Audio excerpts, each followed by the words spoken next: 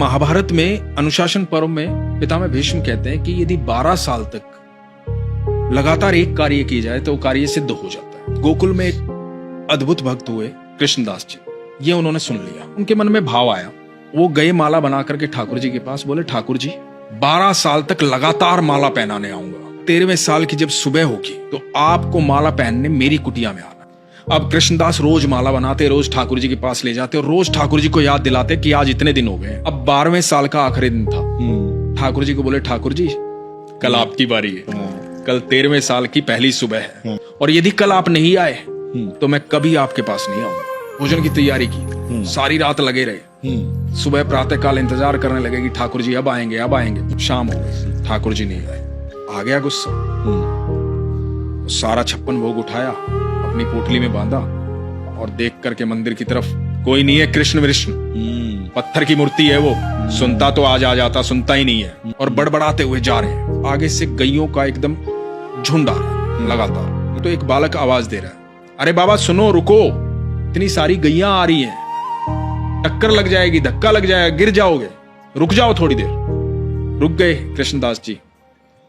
तो बालक बोला कि बड़ी खुशबू आ रही है आपके झोले से, खाना खाया नहीं आपने शायद, तब तक गैया जाए बैठ के खा लो। बोला नहीं मुझे नहीं खाना। क्या हुआ, क्या बात हुई? लाडला है ना वो कन्हैया, अरे बहुत नखरे हैं उसके। 12 साल गया हूं माला पहनाने, एक दिन बोला था एक दिन मेरे पास आ जाना, नहीं आया, सुबह से लेकर के शाम हो गई, अब जा रहा हूं यहां से। तो बालक बोला बाबा इतना गुस्सा क्यों हो रहे हो? मुझे भी भूख लगी है, मैंने भी सुबह से कुछ नहीं खाया, सुबह से गैया चरा रहा हूं। तो बोला कि मुझे भी आप खिला दो। बोला खा लो। बोला आप देख नहीं रहे मेरे तो हाथ गोबर में सने हुए, मैं कैसे खा लूं? आप अपने हाथों से खिला दो। अब एक एक कोर खुद खा रहे हैं, एक एक कोर उस बालक को खिला रहे हैं। अब उस बालक को जब 2-3 कोर खिलाए ना तो बालक की आंखें लाल हो गई, आंखों में आंसू बह रहे हैं। कृष्णदास ने देखा, कृष्णदास ने कहा कि तुम रो क्यों रहे हो? भूख लगी थी, खाना खिला तो रहा हूं, रो क्यों रहे हो? तो बालक बोला बाबा माला नहीं पहनाओगे आज। तो कृष्णदास बोले कौन है तू? मैं ही तो हूं, तुम्हारा कृष्ण।